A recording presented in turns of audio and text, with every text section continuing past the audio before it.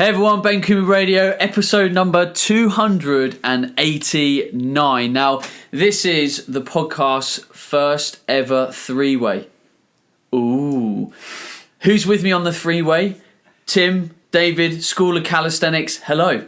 Thanks for having us. I'm excited that this is a first. In 289 episodes, to be a first, I feel is a seminal moment for you. Joe, I think it's nice that you said that, because a lot of people, when I contact them and we start recording the show, and they say to me, God, it's taken you 280 episodes to get me on the show. I'm like, all right, lay off it. Just be happy you're here. So boys, before we go into your background, let's dive straight in at the jugular. What on earth is calisthenics? I was going to say, you passed the first test and you said it correctly.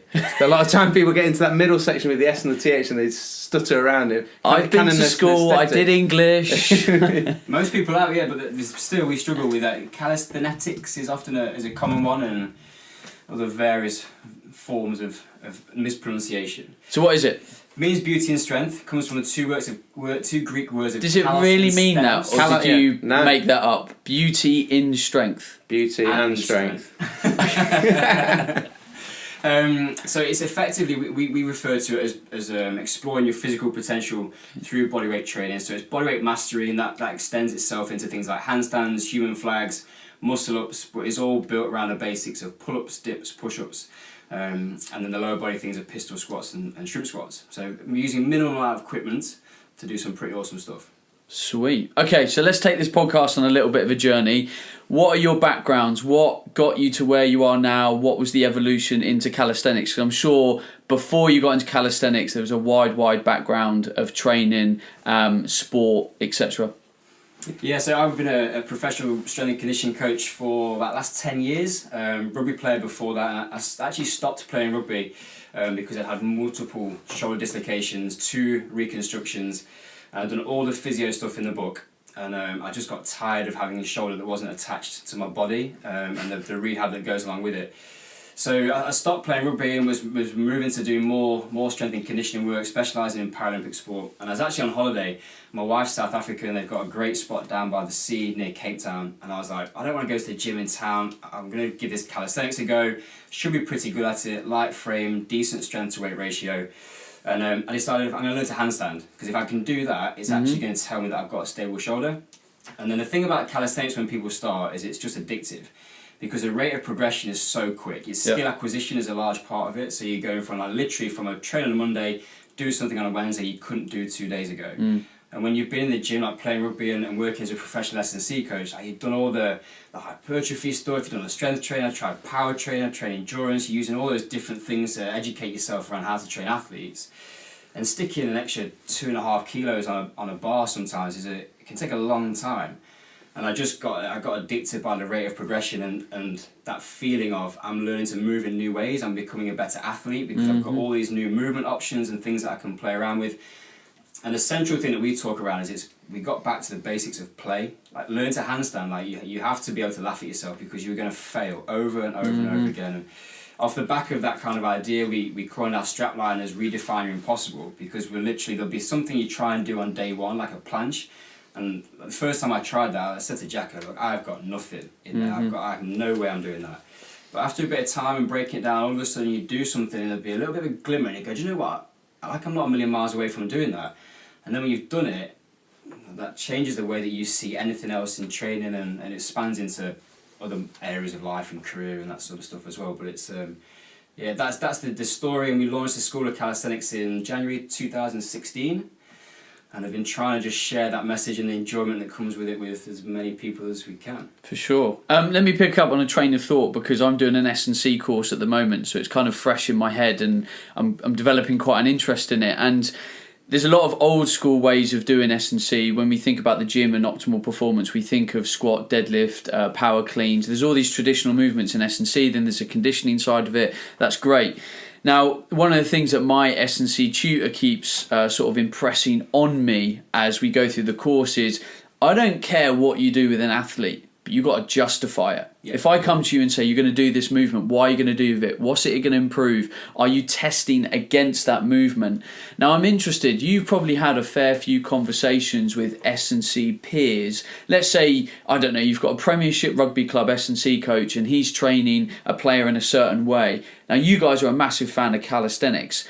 How do you sort of get them to come around to your way of thinking and going, I get what you're doing in the gym there, but actually, if we add this and do this, I think we can improve things, because what you're doing is not really traditional, so there might not be as much research behind it. How do you breach that conversation? I'm intrigued. Yeah, it's interesting because we were at the UK Strength and Conditioning Association conference this year, and there's a lot of people seeing what we're doing and talking to us about it. And I think you've got to put it in context. Like, I'm not a rugby player anymore. Jacko was a professional player. Like, we're not training for that outcome of a sports performance anymore. So that gives us a bit more freedom in terms of how we spend our time and what we choose to do with it. But we do think there's a big benefit from a sports performance perspective of having this form of training in, especially around shoulder health. So I would still say from that perspective, if you want to get strong, explosive lower body, squat, deadlift, power clean, whatever it is, go down that traditional route, stick to what we know. You're not going to get the strongest legs if you're going to go and play Premiership Rugby by doing a single leg squat, although it does have a part in a progressive approach to training.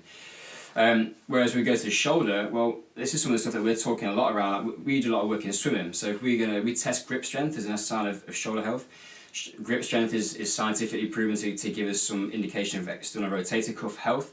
So when we're doing grip strength, we're getting some response from the rotator cuff. So when we're hanging, we're also doing maximum grip type work, which is going to start to enhance the robustness of the shoulder. And then we can start to throw in things around scapular retraction and retractor strength, integration with the kinetic chain. Shoulder works better if it's sat on top of a stable base on the hip. So we start going, then actually, well, you can military press 120 kilos, but what you like at hand balancing? Because to hand balance, you need stability and strength at the same time. You need to connect the chain together so you've got the whole system working as one. So it's just starting to challenge the way that people are looking at it. And I think traditionally people in S&C have gone, well, bodyweight, that's what you do when you're a beginner. Yeah. Our argument to that is actually you just don't know, or you haven't invested time to understand how you can progressively make bodyweight training more difficult, because some of the hardest things that I've ever done are in calisthenics, and things that I still can't do now. I'm not being flippant, but like you can scale down a squat movement easily. You just put less weight on the bar, you adjust it in a number of different ways. Trying to scale down something like a front lever or a planche or a human flag, there's a lot more components. But my thought around now, having worked in done a lot of sports over the years, is around just understanding how we then start to connect training to be more of a total body situation, as opposed to us going, this is now a shoulder session. There's place for that. Yep. But if we're going to go and produce high amounts of tension, we start thinking like fascial chains and that sort of stuff on a rugby pitch. If you want to produce huge amount of force in the shoulder and have a robust shoulder that's scaled with strength, we need to take how we understand shoulder robustness to the next level. Just doing a few cable scaptions in a TheraBand exercise at the beginning of a session, is that scaled in line with where your bench press is going? Yep. Probably not. So that's how we kind of see it. So a lot of the conversations that you're having with, S&C type people, are they positive? Are people being receptive to your theories and thoughts around these styles of training? Yeah, one of the amazing things of the people that we're speaking to is I keep getting told, I'm a testament to this. Since I started calisthenics, I've had no shoulder problems. Yep. And I used to dislocate arm overhead, externally rotated, that was my position. Same position as what I'm in a human flag. Yep. But now I'm putting a huge amount of tension through that joint or torque through that joint. But other people who have been in the industry for a while, good coaches are saying to me, like, when I do calisthenics, my shoulders get better. When I stop, they get worse. Yeah. I'm like, okay, well that's N of 1 or 2, but the case studies, and I think people are starting to see the value of actually how do we build some of this stuff in. I will never say that it should substitute, but you're looking at, like you say, justify the reason why an exercise is in a program, and Dave and I have always done that and gone, actually, if you look at one of my training programs, I should be able to tell you why every single one of those exercises is there, and how it fits into the plan. Yeah. So it might be that if we can do one exercise which gives us 2 ticks, so we might include some calisthenics because we get some shoulder robustness and it makes us work, let's call it core for now, for simplicity. Well, that's one exercise, 2 ticks, that saves time on my training program. Depends what you want as a result of it. Yeah, sure. I think some of it's around, like a lot of the calisthenics stuff we do, if we're taking like a handstand or a flag, or we take a handstand example, a so much of that is based strength-wise based around the shoulder, and the shoulder in itself being such a complex joint with your shoulder blade moving around your rib cage, and you've got your arm as part of, or the head of the humerus as part of that. That it's got so much movement in it that stability is a real big problem a lot of the time for us. And some of the hand balancing stuff there, you're getting the proprioception from balancing on your hands that you're not getting in. You get a little bit of that if you're doing like dumbbell bench press rather than with a bar, for example. But there's such a bigger carryover we're noticing with almost like training that upper body in a closed chain position where your hands are on the floor. Yep. And you've got some compression of the joint through that as well, and you're actually building up the stability around the joint that you can then add the strength on top of that all the time, rather than just hammering the strength and not having as much stability in a joint that's actually inevitably unstable because it's got so much movement in it. So some of the athletes we've got, like swimming wise, like shoulders massive, and then any of the throwers, anyone where they're going overhead, like in any overhead sports or positions, like some of the discus, shot put, that sort of stuff, is massively important. I think, like, if you look at some of the world's greatest athletes, like so some of the throwers, particularly, like say, you look at some of the guys in elite weightlifting, like they're huge guys, and they'll be super mobile, like moving really, really well, but they'll have gymnastics training as part of what they're doing. And Dave Coyne talks about calisthenics as being poor man's gymnastics, because we don't go to the degree that they want to go with the performance and the drill down to the minute details. Less lycra. Yeah. What? But that fits in with when you've got a guy who weighs 120 kilos actually doing some stuff on the rings, or just going. What does hand balancing do for your overhead press if you're increasing joint stability? We know there's benefits of that, the relationship between stability and force output. We just don't always apply those particularly effectively to the shoulder. We're great with it in hip, knee, ankle stability. So it's an exciting time, because you're right in that there is very little research. We've done a lit review and there's not a lot out there, and we're starting to embark on that journey with conducting some of our own research to get a better understanding of what's going on. But sure. Dave sent me an article last week from the European Association of Physiotherapists, something named like that, and these are all the problems that we've from a research perspective of why people have shoulder problems. And I was like, well, calisthenics is going to have some role in all of those, even from straight to anterior activation to range of movement to retractor strength and mid-lower trapezius. We get all of that because we're training in a way which is a maybe more complete way to train the shoulder, as opposed to just sticking a heavy weight in it and trying to press it. Calisthenics has got a very interesting way. We have another phrase we use: earn the right to progress. You literally can't move forwards until you've nailed some of that down. Whereas you can always put more weight on a bar and just do it worse. For sure. The technique's not down. It's a similar train of thought to, I'm a big fan of Andy McKenzie's movement work. Really like how he approaches training. And, he says to me with body weight, I'm like, if someone can't press up properly, you can't go to a bench press and press the bar off the bench. Yeah, you can maybe add more weight, but how are you moving that weight? What muscles are working? Is the back stabilising that joint effectively? And we can take a dumbbell in hand and push it over our head, or we can take our body and try and push it in reverse in a handstand. Now what's having to work? And the way I look at it, and this is why I also like to talk to people about having a baseline level of cardiovascular fitness, because I think that's really overlooked now in fitness now. Like, no one can really, if I go, we're just going to run up the road, people freak out. They're like, whoa, I haven't run in 9 years. My version of running is doing a squat for 20 reps. I'm like, that to me, that joke is no longer funny. For me, a cardiovascular base of fitness is important. So I always raise the question to people, what do you want to do with your body? Yeah. What do you want your body to do? How do you want it to look? And then I say to people, right, when you watch those YouTube videos and people are doing mad shit like backflips and, handstand push-ups, which is a very simple advancement of something shoulder related. If you want to do that shit, then go and play with something like calisthenics. Go and join a local gymnastics club. Go and do something rather than back and chest on a Tuesday, legs on a Thursday. For me, that's how I look at it. Yeah, I think one of the things that we've tried to push, because we've experienced it ourselves, and Tim touched on it when he's talking about redefining impossible, trying something that feels impossible, then doing it. It also gives us that outcome of if someone sees a back from the other one, they go and learn and do that, or a handstand, even holding it, or even a handstand push-up. You go train to do that thing, and you've got an outcome. You're going to know when you've done it, and you can tick that off. And more getting comfortable with, I'm going to train hard to do that, and my shoulders might get a bit stronger and a bit better because of that. But the way they ultimately look in the end is going to come down to a number of factors, some of which are outside of your control in terms of your genetics and that. And actually just being a bit more comfortable with my body's going to look how it looks, and I'm going to be able to train it to do these things.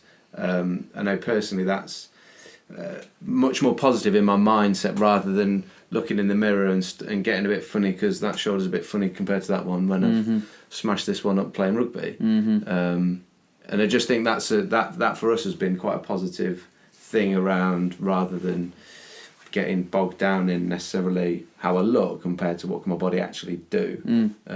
I think because it feels cool when you do something that you've never done before. But if let's say I scroll through Instagram and I see one of your posts and I'm like, okay, they're doing this flag thing and they're doing this handstand thing. I don't really want to go in the gym and just do a handstand press up. Like, to me, that's not a workout. So for me, I've positioned it to people before. I'm like, let's say you go into the gym and you do a military press. How about we swap that for a handstand push-up? Now, don't get me wrong, there's going to be a skill acquisition process there, so you're going to have to spend some time learning. But you could go and do a shoulder session in the gym by doing a handstand push-up as your primary exercise. You've worked more of the muscles, and then if you want, you can go and train the delts in different ways and maybe do some accessory back work, maybe some planche holds and stuff like that. You're still doing it, it's just different. Yeah, exactly. And if potentially better. Yeah. But I think for the shoulder, like my personal perspective, having and I'm coming from a place where I've done a lot of different types of training, and it's I think you're right in that it's the different ways, and we still break sessions down. So we'll do what's the focus that is a push session, or it's a pull session, or it's a total body session. We still break those down, and we still have horizontal and vertical pushing and pulling.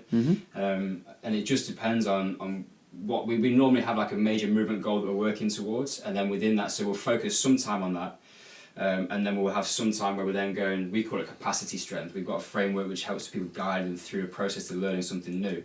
But our capacity strength is just basic numbers, just handstand push-ups, pull-ups, dips. Because there's, like with a lot of things, there's no substitute for the strength in calisthenics.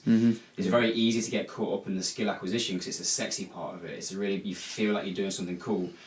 But so many people come to us and they're like, why can't I do this next progression? It's because you're not strong enough. So it's still making sure that you're prioritising strength. We just choose to leverage the body in different ways to make it more difficult as opposed to picking up weights. But when I first started, I was worried about that physique side of things. I was going to go, what's going to happen if I'm not lifting weights? Yeah, for sure.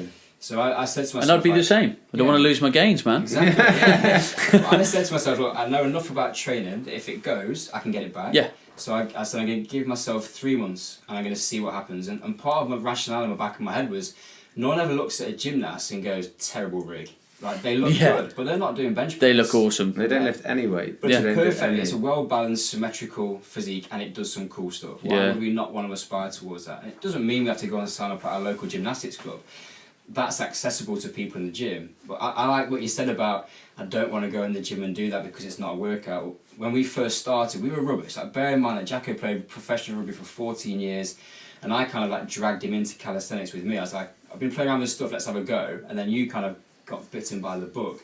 But we were terrible. Like, we had no gymnastics background. We literally couldn't do anything.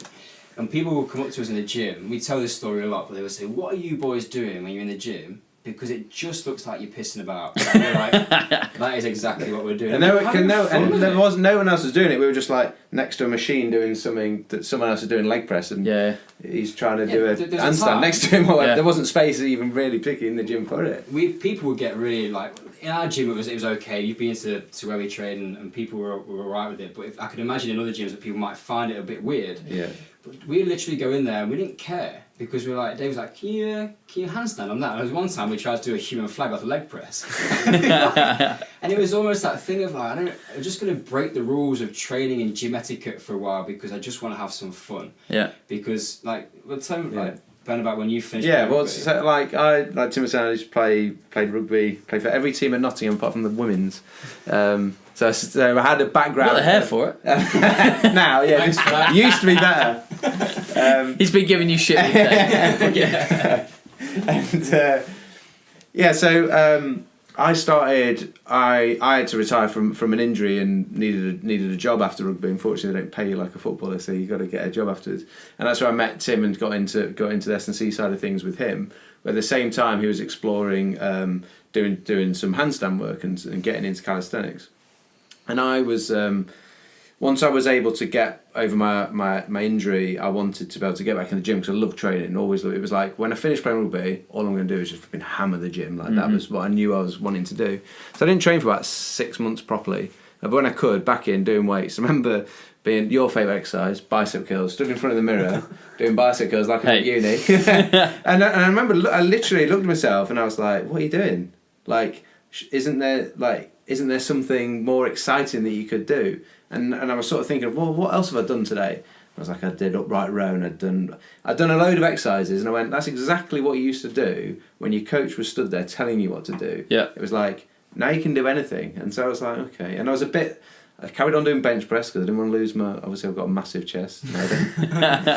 Someone I've been once ridiculed, my nickname was often pancake tits is what I've been called before. But I was worried about losing that size as well and just sort of not you understand resistance is resistance. So it doesn't matter if it's my body weight or weights, but something in your head sometimes goes, yeah, but you need to keep doing the weights, otherwise you're gonna get small. But I wanted to then sort of saw Tim messing about, and I was like, yeah, well, I've gone through this thing of like, sure, I could do something a bit more exciting. So he's trying to do he'd been away, he'd got back from South Africa, so he had a bit of a head start on me. And so I see him doing, the frog stand where we got your knees and your elbows. That was an early excuse, so if he did say but... So 2 weeks have made a lot of difference. Well, it did, because so I see him and I'm like, I'm strong and I've done rugby and all this, that. So I go down, hands down on the floor, put your knees on your elbows, and then bang, face smashed down to the floor. Yeah. And it was a humbling experience. But that was the start of that feels impossible. Yeah. And then over many weeks and months and lots of failing along that way, falling down and getting back up again, we actually then you get to a point where you're like, I'm balancing on my hands, and it looks horrible and crooked all over the place. Be like, a handstand means standing on my hands. I did it, and then from there I can start to then, refine your technique and all that sort of stuff. But when you balance on your hands for the first time, a second literally feels like a lifetime, and that just sort of caught the bug. See, this is where I think I dislike how bodybuilding has shaped some of the ways people think about training, because I remember when I was at uni, Monday was chest and back, and I trained like that, and then if you would come along and said, why don't we do some calisthenics, and I'm like, but when do you do it? Because if I'm doing that on Monday and that on Tuesday, well, when do you do it?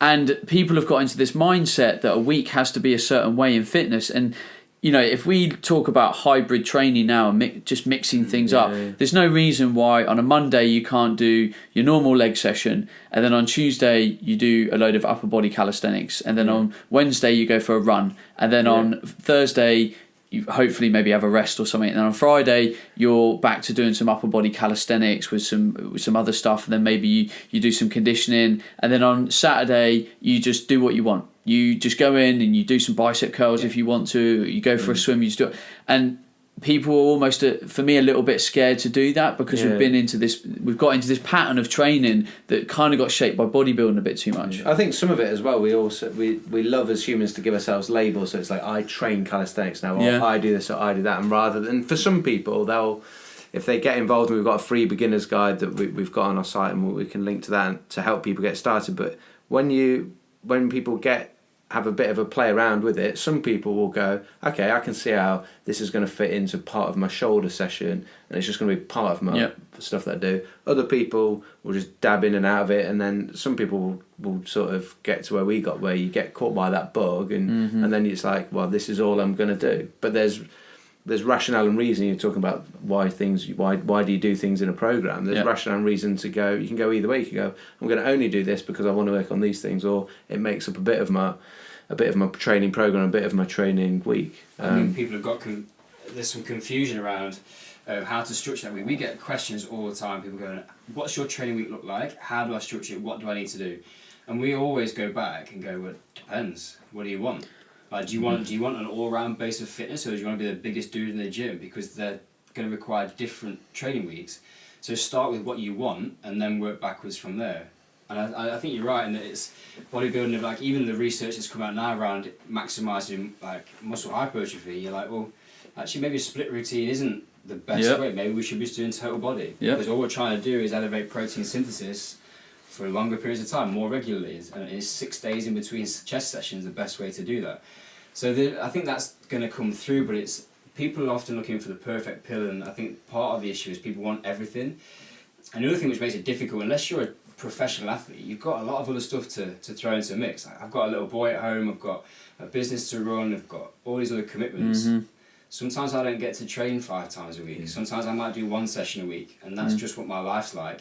But if I beat myself up about that, that's only going to send my mental health in one direction and stress on everything else. So it's something that, one of the major reasons why I only train upper body weights-based session, like barbells or dumbbells, for 3.5 years now.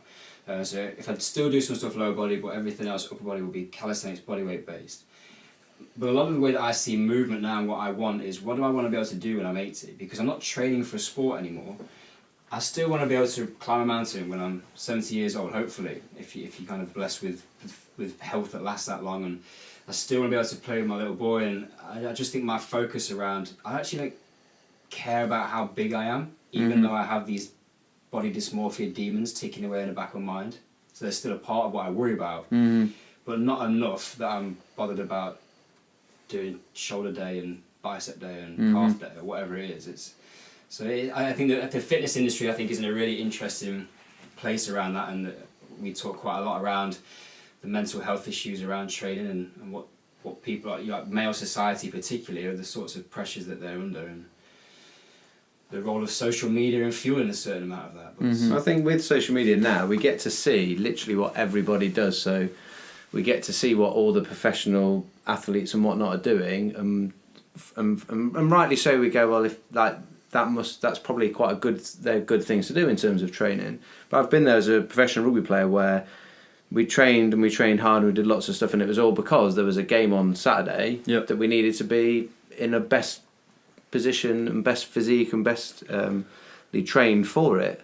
And I think some of the confusion comes in. They go, well, if you're not like some of the questions we get, if you're not a professional athlete, then actually the goals are a little bit different. And I get the thing of, like, if you want to look like an athlete, train like an athlete, I get that sort of slogan, that sort of thing. But it's a case of, like, if you're not a professional athlete, you have a lot of other constraints around your week, your month, your year that mean it should look a little bit different for you. And I just think that's quite an important point or message, I think, for people to understand that it's okay not to do what a professional sportsman does if you're not actually a professional sportsman. You've got a full-time job. Like, it should look different. But again, that a lot of that pattern and a lot of that exposure has come from more the physique and bodybuilding side of fitness, because, you know, I remember when I was getting into what I'm doing now, 2009, 10, 11, a lot of the information that I was seeing was quite physique, quite bodybuilding orientated, and these people were living their lives like an athlete. Monday was a certain thing, Tuesday was a certain thing, so you had to kind of fit into that template or not get the results that person got. But I think now we've seen a lot more honesty and realism on social media. Like I say to people, sometimes I'm in the gym, same, 1 day a week, I just try and make it count. But I'm at home this week, so I'm going to be in the gym probably 4 days this week, and that's cool. But I accept that is what it is, and there's more important things in my life. But I still, you know, there's training quality there. If I'm only going to train 1 day this week, I'll probably make sure it's full body. I put the graft in. There's something good and strength based there. Like at the moment, I'm on this S&C course. I'm learning the snatch, and I'm really enjoying learning the snatch. It's a complex move. I feel pretty beat up after half an hour of, you know, snatching and stuff. But it all comes down to education. It comes down to, you know, people ask you what's the perfect training program, and I'm like, there's not. Like, even coaches are still guessing. I'm in my S&C course, and they're saying, I don't care what you program, I just want you to justify it. I want you to see it as getting a positive benefit, stronger, faster, fitter, whatever. And I think people almost need to trust what they're learning. The amount of people that I've met over the years that have followed my work for 3, 4, 5, 6 years, and they're still asking the same questions. And I'm like, you know this. Just trust yourself. Have confidence that you know, and that actually there isn't an answer. It's just have a stab and play and see if you get some benefit. Which is what we do with athletes a lot of the time. Excuse me. We do a lot. I've worked in Paralympic sport for a long time, and Dave joined me in that about 4 years ago. But there is no manual for how to train a double leg amputee, or how to train somebody who's an arm amputee, or somebody who's got cerebral palsy. So a lot of the time that we do a lot of that anyway. We're testing the water. I've got a theory and a rationale. I've based my program design around that. We're going to get in the gym. We're going to try it, and we're going to see what happens. And if it works, we'll do more of it. If it doesn't, we'll change it. But there isn't, even at the elite level, there's no perfect recipe of how we're going to get someone to peak on one day in 4 years' time. It's a constant process of refinement, and you're managing. I remember when I first started in S&C, I kind of thought that my area was the most important thing. And an athlete won a gold medal. I was like, I've done a lot of that. Like, you kind of give yourself a little bit more like value and weight than probably what you realise later on in your career. There's a whole lot of stuff going on, because I might have delivered a perfect training program, but if that athlete's got something going on at home or whatever it might be, it just throws everything that I do out of the window. And in that situation, we're then just kind of like managing what's possible on a day-to-day basis. But it's we talk a lot about the art and science of training, and that's what it is. There's some scientific principles that we're happy with, and we are largely going to give us adaptations which we can be fairly confident of for most people. Obviously there's some individual variations within that, but the art side of how you put that together, how you then communicate that as a coach, and how you get buy-in from your athletes, and so that they want to work for you, goes much deeper than what exercises you're going to write in a program. And take that out of a professional environment and put it into someone's own life, it goes back to what we're talking about. There's sometimes you're just not going to train because you've got other stuff going on. And if you're aware of that, like I have this thing now with Jack, my little boy's 9 months old. If I get an opportunity to do a session, I'm going to do it, because I might plan to do one tomorrow, but there's every chance that it's not going to happen. And then it's understanding your situation and just adapting with it and making the best of what you can, because no one has a perfect training week. It's not an easy thing to shape, but I think the biggest thing is just getting started and just monitoring how you go. It's something to talk about, like what exercises you're choosing to go in that, and when you the stuff that's been really interesting for us and actually really developed me as an S&C coach when I started working with Tim. When you in the Paralympic sport that when we're working in there, because you've got lots of different variables in terms of maybe arms or legs missing or whatever the impairment is, we're literally making up exercises, because you go, I want them to do snatch, but you ain't got any hands. Like, so I've got to find a different way to get that triple extension if that's what I'm interested in, or that overhead stability. And so that's like in itself quite cool. And you try stuff out, and sometimes it doesn't work. But you start to form then literally new exercises to fit the person. And I think that was one of the things that really helped us when we started trying to get into. I mean, I wanted to learn the human flag, and it was like, well, that it looks impossible, or even Photoshop, and you're like, how is that even? You look at it and you go, how is that even happening?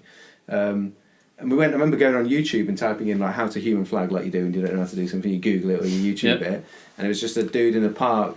It looked like he'd give his phone to his missus and gone, I'll do a tutorial, just video this, and he went, human flag, this is how you do it, and just did a flag. And when you went, well, that's not really helped me. Like, I still don't know what they haven't like broken this down at all.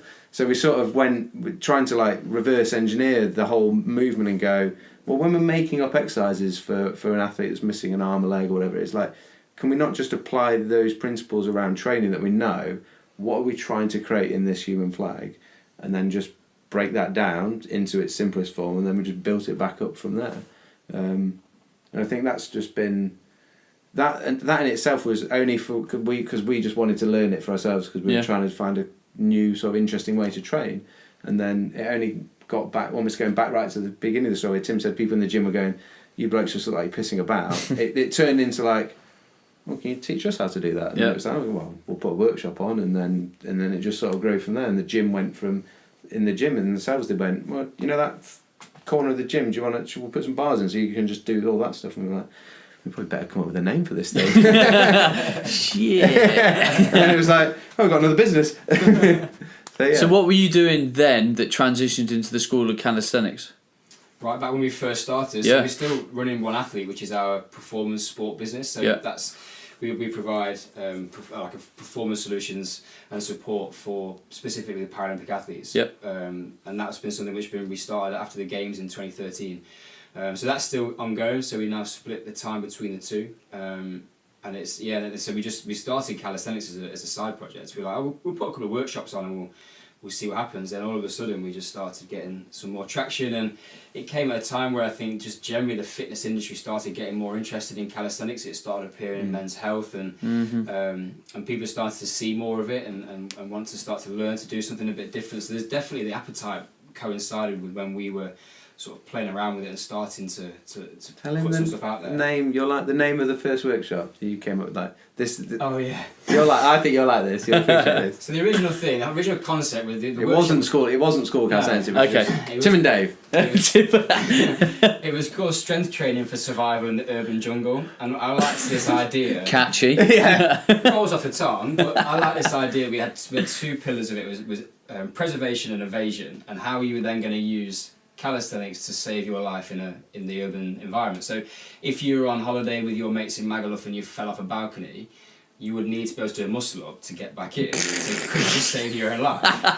But it's kind of zombie apocalypse shit. Yeah, but it's kind of tongue in cheek. But the reality of, like, are people strong in the world anymore, or are we just strong in the gym? Like, if you can bench press 150 kilos, like, what does that actually mean? I'm not a massive fan of the word functional, but it's going back to what people mean behind that. It's like you said when you went, people can't run up to the bus stop anymore. You say, let's go on a run. It's like, oh no, I don't like doing running outside. I read a book called Natural Born Heroes, and the guy talks about it's all based around World War II, but it's based around, like, just people's natural ability to do a number of different things. They weren't specialists; they were just great all-rounders, and they could manage their own body weight, and they could run for 5k, or, like, and it's that idea of, like, if you had to run for your life, could you swim for your life if you had to? And and that's why I support CrossFit so much. Yeah. And people complain about bad coaching and all that shit. Every training discipline's got bad coaching. So period. The only reason that started to become highlighted because CrossFit became, there's a spotlight on it. Everyone was interested. But, you talk to a CrossFit athlete and they can go for a run, they can swim, they can lift, they can drag, they can pull, they can Olympic lift. They're fucking badass. But, you talk to someone, and I'm not going to say powerlifting's bad, but I've talked about powerlifting before, and I say, okay, powerlifting's great. You're strong at that thing, but I'm like, talk to me about outside the gym. Like, what's happening outside the gym? Like, you're so stiff you can't move properly, and great, you've got a 150 kilo bench press, but what does that mean? Like, can you apply it? And if it makes you happy and you enjoy powerlifting, awesome. But, like, my thing is, what do you want your body to do? How do you want it to perform? Do you want to be able to do you want to feel fit and strong and look athletic? Then apply different principles. Yeah, exactly. Yeah, come back to what you said, like we're saying right back at the beginning round, you get what you train for. Like, what do you actually... What do you want to be able to do? I want to run up the mountain, but then do a flag at the top of it. Yeah, yeah, that's cool as fuck. That's Rocky. If he did a flag at the top, everyone would be like, "Whoa!" They'd be losing their shit. Calisthenics would blow up. Yeah. So perhaps you need to get Sylvester Stallone doing a flag. Yeah, and probably could. He probably can. He'll probably break the wall doing it though. Well, we see like on social media. There's various people: Jason Statham, The Rock. Vin Diesel, these guys, Anthony Joshua. Joshua was doing a flag. Oh, sweet. So it's kind of, these guys can do it. Like, and you look at some of those and you go, okay, well, you've got physiques. But you've also got a little bit of something else. You can move in different ways. And I think even if you go back to sports, like we in essence see chaos over the last few years has been a popular thing. It's about chaos and how do you manage the chaos of sport and movement. Well, for me, that is in part about having movement options. If you've got a number of different options that you can access whenever you want, then you can manage a certain amount of that. And I definitely think that there's some benefit from just being a healthy, functioning human being, that you're less likely to slip a shoulder by if you get slightly caught out of position or a stable shape, or put your back out, if you're just utilising a slightly different approach to training rather than just loading 150, 200 kilos on a back squat. And I agree with you, if that's your thing, then crack on, like, each to their own. Yeah. But I'm not discrediting anything, it's just... I want people to be a bit more critical about the outcome. And again, it's a label thing as well. Like, especially over the last couple of years, I've seen a lot of females especially, like, label themselves a powerlifter. And I'm like, is it making you really happy? Like, are you really empowering yourself physically? And the only reason I originally raised the question, did a podcast about it a while ago, is I was meeting a lot of individuals that were unhappy with their body composition and performance. I'm like, well, I'm doing powerlifting. I'm like, well, you got to think about that. You're going into the gym every day a couple of times a week, and you're burning like 200 calories. Yeah. Like you're not doing a lot of work in the gym. Yeah. Don't get me wrong, you're getting stronger, but and with strength training, like you have to rest quite a while in between sets with strength training. So again, if I've only got an hour in the gym 3-4 times a week, how do I want to spend that time? Yeah. Is it doing 6 sets of deadlifts, which are going to take me half an hour? For me, no, I'm not going to do it. I haven't deadlifted in probably over a year because I don't like the time kind of exchange, benefit, fitness, conditioning relationship. So I think I do a lot more different stuff. Yeah. I think my thought process around training is starting to change a little bit in that some of the stuff we do is like, you got to do 10 reps, you can't do 9. You can never do 9. Do you know what I mean? Or if you're doing strength, you've got to do 5. But if you did 6, then you're gonna. And then how many sets you go? And then also like you've got to if you're doing shoulder press, I've got to make sure this is here. And there's a technique around like why that's important, and I 100% get why that's important. But when you talk about if you were training for rugby, and we both know about rugby, if I have strength through my shoulders pressing here, but then someone steps me and I'm a bit off guard and I drive out here to my side and my arm's stretched out, I've actually got no strength or stability there. 100%. My range is rubbish there because I don't do much flexibility work for whatever reason, and then bang, that's when I actually injure my shoulder. And you go, and this is massively shoehorning like a human flag in, but just to give some context, that actually position of my arm in the human flag is that horrible vulnerable position, the position where you used to dislocate your shoulder. Yeah. And actually, I'm not saying that let's teach all rugby players a human flag because it might help them with that type of position, but it's a little bit around that, like you said right at the beginning, that rationale to go like, well, there's some good reason to actually be strong in some of these positions that are outside of your standard. It's got to be safe. You don't want to go in the gym to get injured, but it's a case of like, exploring some different movement patterns and some ranges that you're not necessarily used to doing, but you could get there if you're playing a sport, for instance. I think it would be really interesting. I started off just putting some calisthenics into an athlete's training program, and we get prepped and warm up, do a bit of like movement preparation and release work and whatever. And the first thing I did, I wrote it on the training program, athletic development, and I just put in some fun things. I was like, I'm just going to teach you to move in a different way. It wasn't massively sport specific, it was movement specific, or it was sort of just general improving movement literacy. But the thing that I found from it, and the thing we find from people on workshops and those that are engaged in calisthenics, is it was fun. So when you've got athletes that are like, we work them hard, like it's not an easy job, that training process of our stuff is all around like a progression towards a Paralympic Games, if it's a team sport. At the back end of your career, when you've been in the gym for 10, 12 years and it's the same program, squat on a Monday, whatever it is, just throwing a bit of hand balancing in there. Like you, as an S&C coach and the physio, we're going, this is great, we're getting straight anterior activation, we're getting some proprioception in the shoulder, we're getting all these great things. The athlete goes, this is cool, I'm having a bit of fun. I'm going, oh, okay, well there's a benefit in that because now you're enjoying training. And I'm also getting what I want out of it. So it's the same with Joe Public. I don't want to bash CrossFit either, but my friend used to do, or he still does, CrossFit.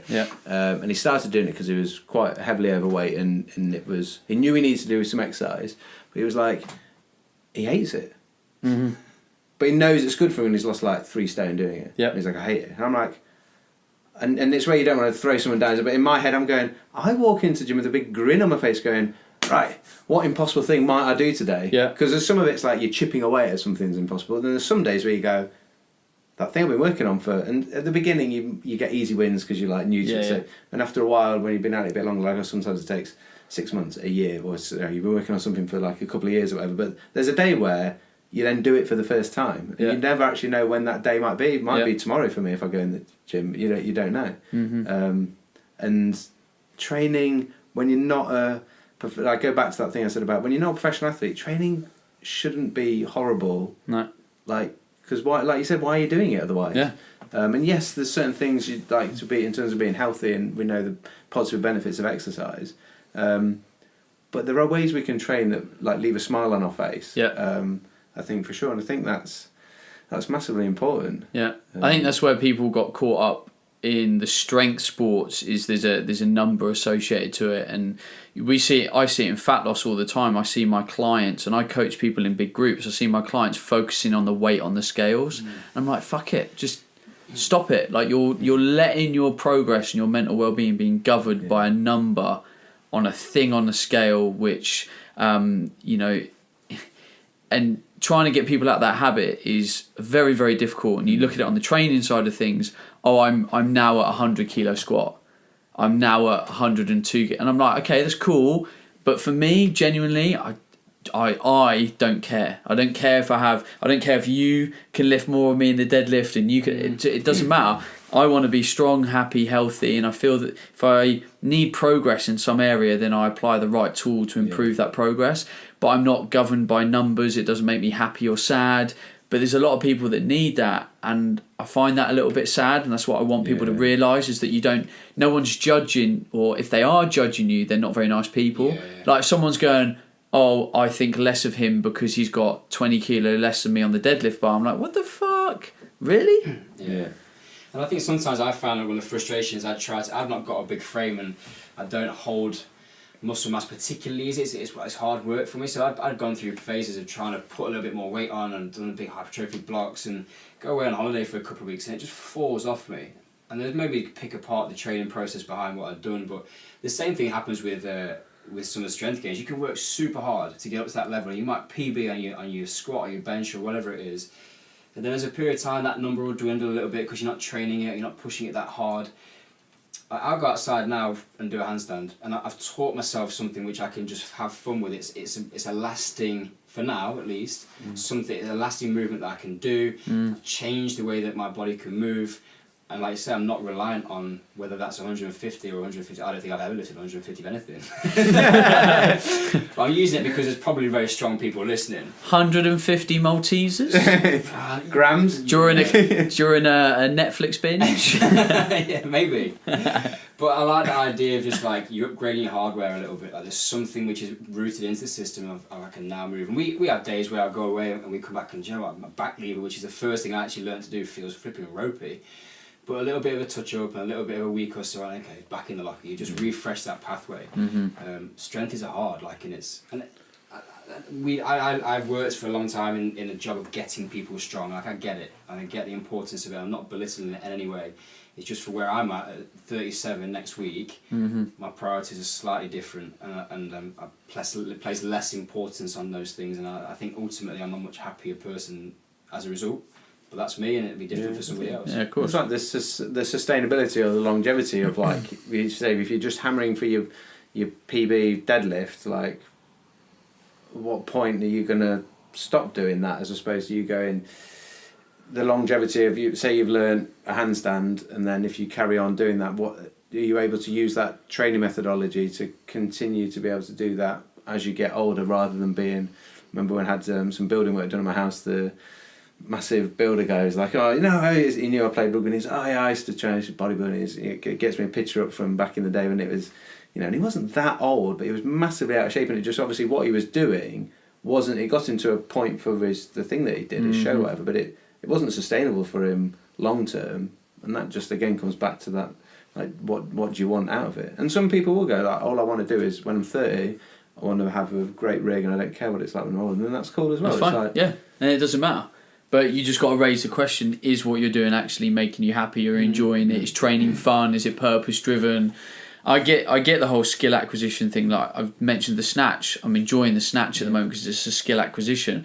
But I know that in 3-4 months' time, where I've hit like what I feel is a decent PB, and I know that to get like that next 5-10 kilo on the bar is going to take, you know, a good 3, 4, 5, 6, 7 months again. I know I'll stop snatching. And I'll do it every now and again to keep that movement pattern fresh and to make sure that I can teach it to other people.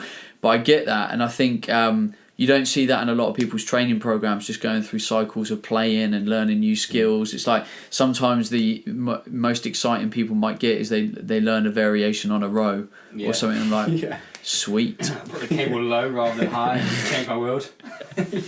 But yeah, again, we're not bitching. We're just making people think, and I think that's a key theme with this podcast, is to make people think, to make people analyse, to explore different opportunities and ways of doing things. Because For me, fitness is about life enhancement. It's not about labelling yourself or doing things a particular way. It's about improving your quality of life. If it is, you want a bigger chest, fucking awesome, do that. But if you want to be able to run a mile and look good, and your training program needs to reflect that. Fellas, you've got loads of information across the internet. By the way, on a side note, you guys actually representing your business, your website and all that stuff looks fantastic. Like the branding behind what you do and the way that it's written and the way that it looks is fantastic. So I really like that. It makes actually going on your website quite enjoyable, because it's an enjoyable process actually reading and looking at the information. So well done on that. Where do they go? Where do they find you? So if you go schoolofcalisthenics.com is the website. Yep. We'll put. I'm sure we can give you a link for. We've got a free beginners guide. I think I might be able to find that link. We can put that. We'll get you that. We'll get you that link so that anyone, if they want to get started. And the beauty with a lot of this stuff is that you can do loads of it at home, like using your own body weight. And that's most of us these days have got pretty busy lives, and trying to get to the gym. If we can do a couple of sessions at home, then that's perfect. So that's on the website. And then we've also got a podcast that we started ourselves, so we'll have to get you on as a guest one day. Called the School of Calisthenics. School of Calisthenics, yeah. There it is. Yeah. It's the #1 calisthenics podcast in the world. It's also one of one. It's a tough marketplace. We're trying to break through. Hey, niche it. Own it. Screw it. We've got some individual guys, so if people wanted to learn to handstand or muscle up or human flag, then we've got specific guys that break that whole process down, and they're designed for the absolute. You can go from complete beginner to handstand mastery. How long it takes depends on your training background, how much time you want to put in. But we came and how strong you are. Yeah. And how much work you got to do to develop those different things, and how knackered your body is when you start. Yeah.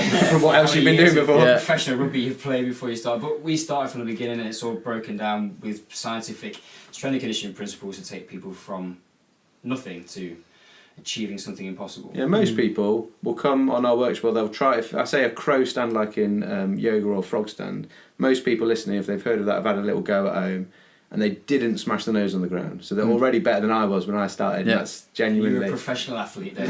Yes, obviously rubbish. I think people often don't see that because they see you online doing it perfectly, doing it beautifully, and I want people to know that you started somewhere, you smashed your nose on the floor, you look like an idiot hanging off the leg press. Like, we've all been there. There was a day where, when I picked up the snatch bar, that I couldn't even get that high pull position. And now I'm fine. So we all learn things, we all fail, and that, for me, that's the fun. It's the skill acquisition, it's the learning your body. Fellas, thank you very much for coming on the show and breaking my threesome in-person podcast virginity. Yes.